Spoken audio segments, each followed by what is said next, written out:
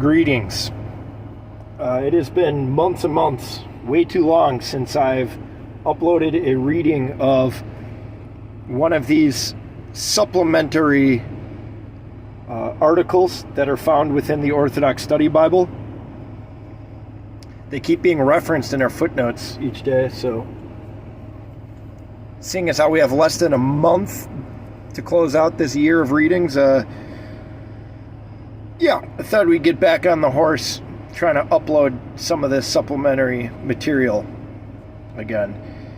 And yesterday, of course, was one of the 12 great feasts, 12 of course being outside of Pascha, that we have on the calendar. My personal favorite, it was the Transfiguration.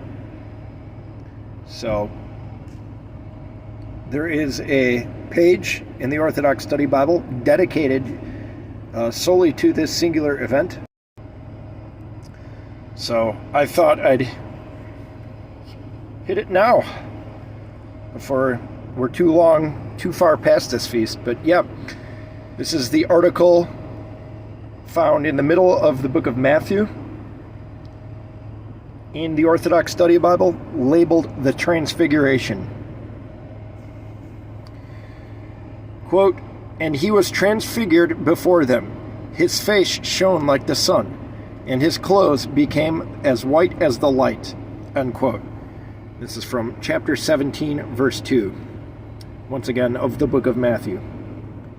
The Transfiguration is a theophany, a manifestation of God, especially of the divinity of Christ, through a display of his uncreated divine energy.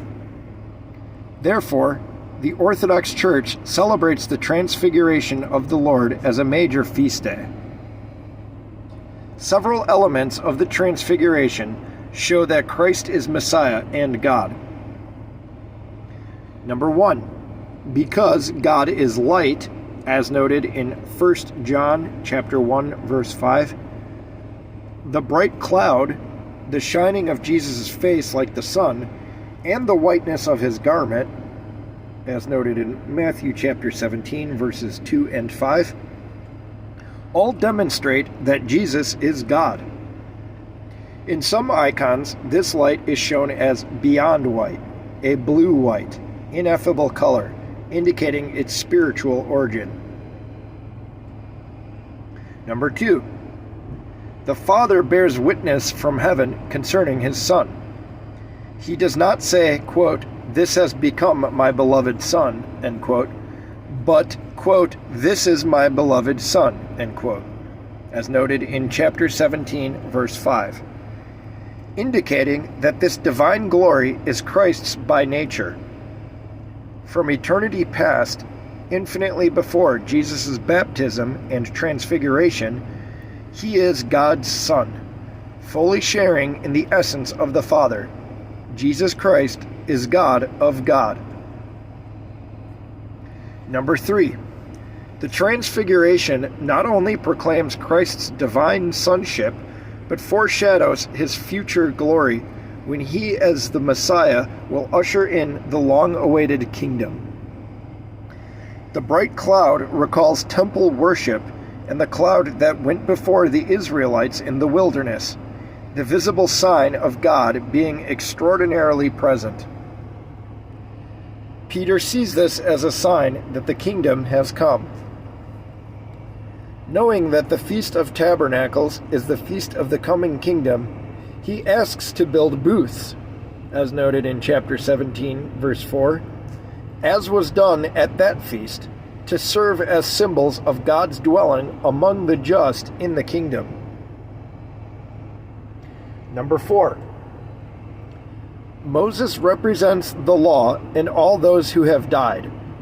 Elijah represents the prophets and, since he did not experience death, all those who are alive in Christ. Their presence shows that the law and the prophets, the living and the dead, all bear witness to Jesus as the Messiah, the fulfillment of the whole Old Testament. The presence of Moses and Elijah also manifests the communion of the saints, as noted in Hebrews chapter 12, verse 1. Both men are immediately recognizable and talk with the Lord. The disciples are now able to understand Jesus' words that, quote, Elijah has come already, as noted in chapter 17, verse 12, referring to John the Baptist. Their eyes have been opened to the fact that Malachi's prophecy in chapter 4, verses 5 and 6, refers to one coming, quote, in the spirit and power of Elijah, end quote, as noted in Luke chapter 1, verse 17, rather than to Elijah himself. And number 5, finally, the Holy Trinity is manifest here, for Christ is transfigured, as noted in Matthew chapter 17, verse 2. The Father speaks from heaven, testifying to Jesus' divine sonship in chapter 17, verse 5, and the Spirit is present in the form of a dazzling light surrounding Christ's person, overshadowing the whole mountain, as noted in chapter 17, verse 5. Just some narrator's commentary here. I will also note that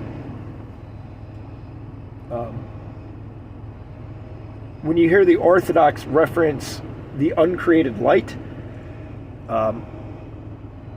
like the blinding light without origin that has been known to be seen around Saint Seraphim of Sarav in the woods, or even saints as recently as Saint John of Shanghai.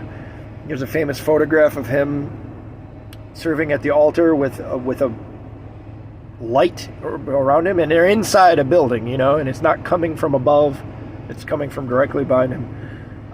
So the Orthodox would teach that this, as we call it, uncreated light, is the exact same light that was surrounding Christ here in the Transfiguration. We also teach that it's this same light with which he'll come down upon radiant in his second coming. And these are all interconnected. There's a whole theology. It's a bedrock of Orthodox theology that surrounds uncreated light, which is not really found a lot in Western Christendom. They acknowledge that phenomena like this exists, but they don't have that connecting thread, kind of like we do. And it ties into a whole lot of hesychasm and descending the noose into the heart and prayer of the heart and really esoteric jargon, if you will. But it's all very fascinating. I would, if you're looking to dive into some theology, you've got kind of the basics of Christianity down, you're looking to go a little deeper, I would suggest going down that rabbit hole of the Eastern theology of uncreated light. Nevertheless, once again, that is the same light which the disciples saw surrounding Christ here at the Transfiguration. But stay tuned to my channel, guys. I'm going to keep the morning daily readings uploading, and I'm going to try and get some more of this supplementary material posted as well. I appreciate you all following me, and would just ask you that you please include me, a sinner, in your prayer list. Thank you.